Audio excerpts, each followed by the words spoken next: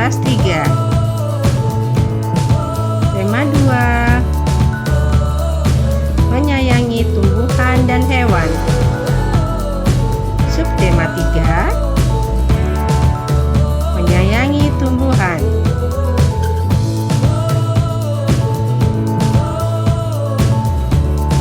Sekolah Islam Terpadu Permata mempersembahkan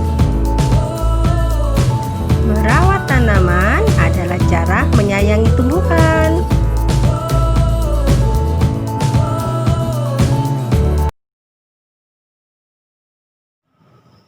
Assalamualaikum warahmatullahi wabarakatuh. Sholih dan sholihat kelas 3, sebelum kita mengawali belajar kita hari ini, mari kita mulai dengan membaca doa akan belajar. Yuk kita membaca bersama-sama.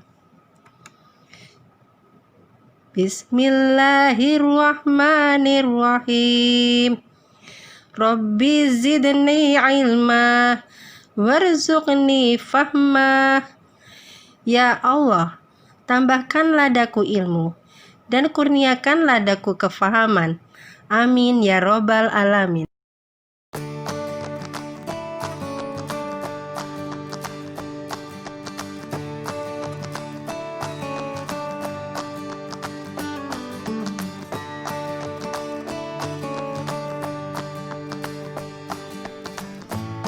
Pada pembelajaran kali ini, Ustazah akan mengajak kalian untuk mempelajari beberapa hal. Kira-kira apa yang akan kita pelajari? Yang kita akan pelajari adalah merawat tanaman. Selain merawat tanaman, kita juga akan mempelajari wawancara, garis bilangan,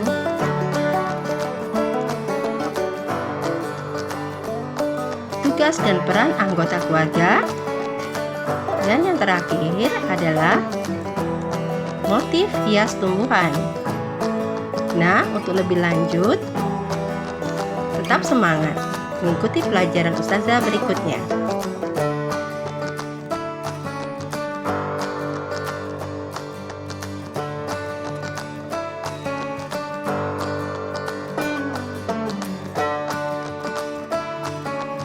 Adakah yang tahu tanaman apakah ini? Ya betul, ini adalah tanaman sirih. Sirih adalah tanaman asli Indonesia yang tumbuh merambat dan bersandar pada batang pohon lain. Sirih digunakan sebagai tanaman obat yang sangat bermanfaat dalam kehidupan. Perawatan tanaman ini cukup mudah. Yuk kita pelajari bagaimana cara menanam dan merawat tanaman ini.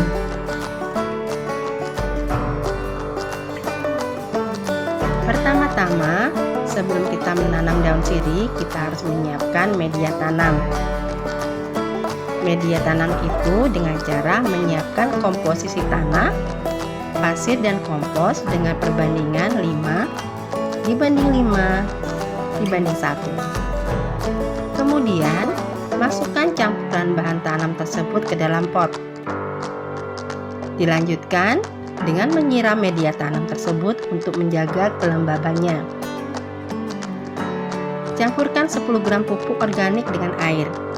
Kemudian aduk hingga homogen, tercampur dengan baik.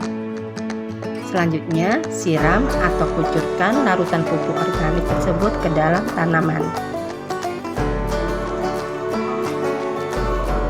Setelah menyiapkan media tanam, kita bisa memulai dengan penanaman daun sirih dengan cara terlebih dahulu buat lubang tanam sedalam 7 cm pada media tanam. Kemudian masukkan bibit sirih ke dalam lubang. Kemudian tutup lubang dengan tanah. Letakkan pot di daerah yang mendapat sinar matahari cukup, namun tidak terlalu panas. Tunggu hingga sirih mulai tumbuh tunas dan letakkan di sekitar tanaman rambat.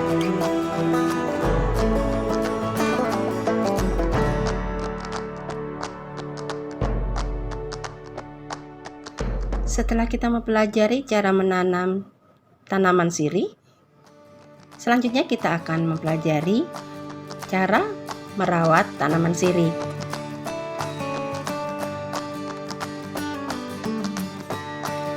Perawatan daun sirih ada beberapa hal yang harus kita perhatikan. Yang pertama adalah pencahayaan. Intensitas cahaya yang didapat oleh daun sirih haruslah cukup, tidak boleh berlebih. Apabila tanaman sirih mendapatkan cahaya terlalu berlebihan, maka daun sirih akan menjadi layu. Selanjutnya,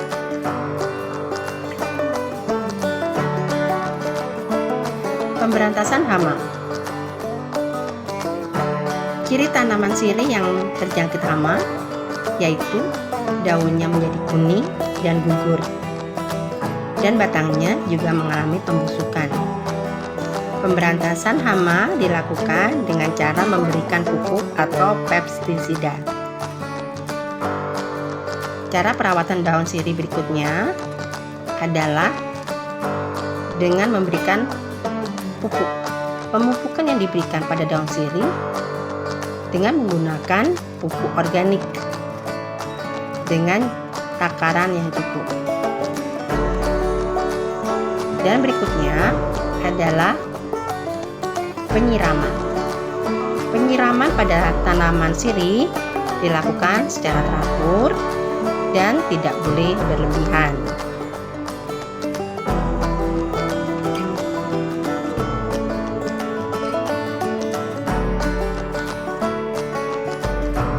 Soli dan solihat, setelah kita belajar menanam daun sirih, merawat daun sirih, selanjutnya kita bisa mengamati pertumbuhan daun sirih. Bahkan kita bisa melakukan wawancara dengan pada petani sirih. Untuk melakukan wawancara, terlebih dahulu kita harus tahu apa yang harus kita lakukan. Ada beberapa tahap yang bisa kita lakukan. Yang pertama adalah menentukan tema wawancara. Yang kedua adalah menentukan narasumber dari wawancara. Antara tema dan narasumber harus saling berkaitan. Jika kalian ingin mengamati tanaman daun sirih, maka kalian membutuhkan narasumber seorang petani sirih. Kemudian menyiapkan pertanyaan. Sebelum melakukan wawancara terhadap narasumber, kita harus menyiapkan pertanyaan apa yang akan kita ajukan pada narasumber tersebut. Kemudian melaporkan hasil wawancara secara tertulis. Nah, itu adalah tahapan-tahapan melakukan wawancara. Kalian bisa mempraktekannya di rumah.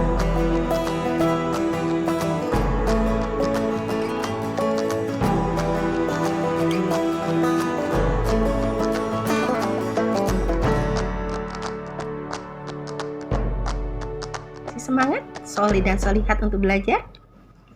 Semoga semuanya masih semangat, ya. Baik, kita akan berpindah di materi garis bilangan. Ada yang pernah sebelumnya mendengar atau mempelajari garis bilangan? Baik, terus saja ada cerita. Daun sirih yang telah ditanam Siti mulai tumbuh. Beberapa helai daun pun telah memenuhi ranting-rantingnya. Siti mengamati pertumbuhan selai daun sirih.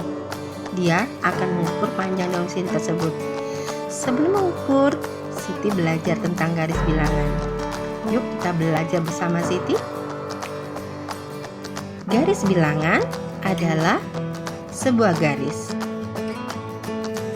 Diawali sebuah garis, dilanjutkan dengan mencantumkan angka-angka secara berurutan dari kiri ke kanan.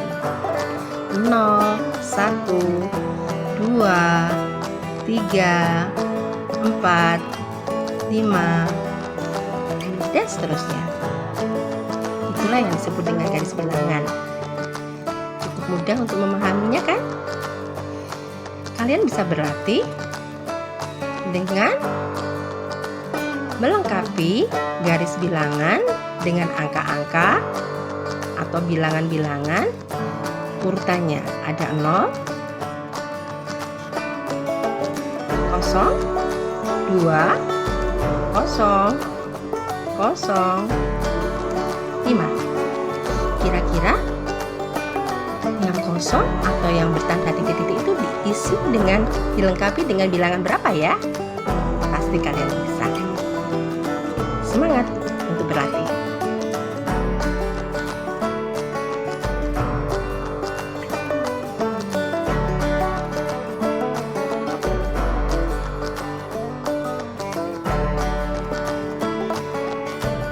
Anak-anak, garis bilangan yang sudah kita kenal barusan itu bisa dimanfaatkan sebagai alat atau media untuk penjumlahan. Penjumlahan menggunakan garis bilangan. Bagaimana caranya? Yuk, kita amati dan kita perhatikan. Ini adalah daun yang akan diukur oleh Siti. Panjang daun sirih ini seminggu yang lalu sepanjang ini. Kemudian sekarang daun sirih Siti sudah sepanjang ini. Kita ukur yuk dengan garis bilangan. Kita cantumkan bilangannya 1, 2, 3, 4, dan 5. Kemudian kita amati.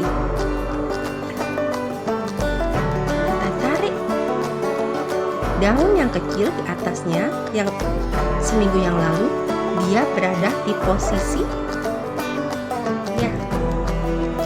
A. Sedangkan sekarang daun itu panjangnya ada di posisi B. Perhatikan posisi A ada berapa lompatan di sana? Ada 2 lompatan. Sedangkan pada posisi B ada 3 lompatan. Nah, jika ini dijadikan 1, akan menjadi jika panjang daun sirih di angka 2 dan setelah seminggu tumbuh 3 satuan, berapa panjang daun sirih sekarang? Nah, kita buat kalimat matematikanya, yaitu 2 pada posisi A tadi ya, ditambah daun yang sekarang yaitu 3. Jadi 2 ditambah 3 hasilnya 5. Jadi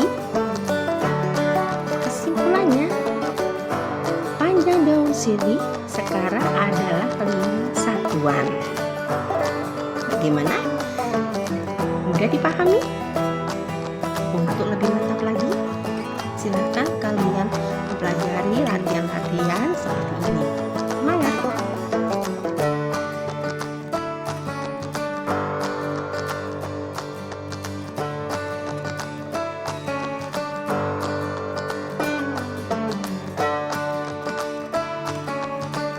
Anak-anak, kita lanjutkan di materi berikutnya tentang tugas dan peran anggota keluarga.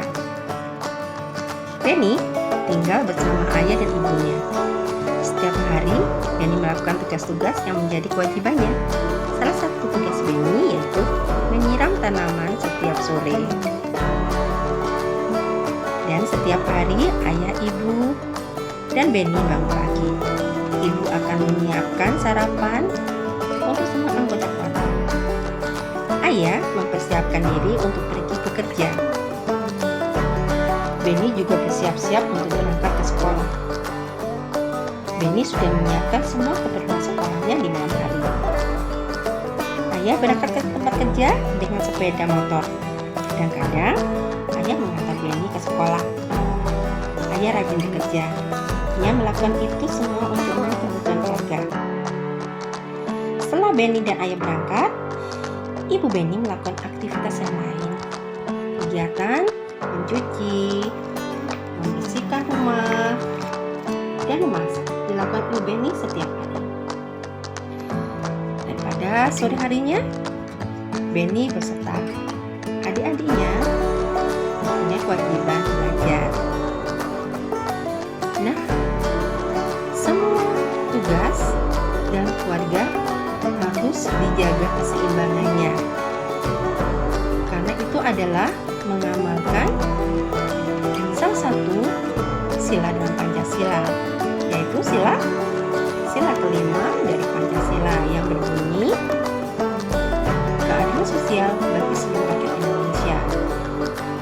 Nah, begitu banyak tugas peran yang ada dalam keluarga kita, semuanya harus seimbang. Tidak boleh ada yang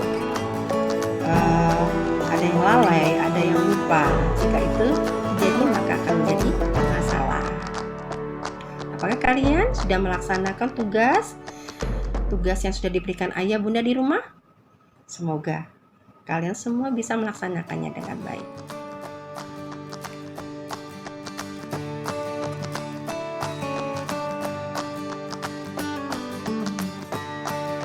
Anak-anak, negeri kita kaya akan keindahan flora dan faunanya. Tidak jarang keindahan itu diabadikan dalam motif-motif hias tumbuhan. Salah satunya pada motif-motif batik. Motif-motif berbentuk bunga, daun, alam menjadi keindahan tersendiri. Dan batik menjadi ciri khas produksi asli Indonesia yang patut kita banggakan.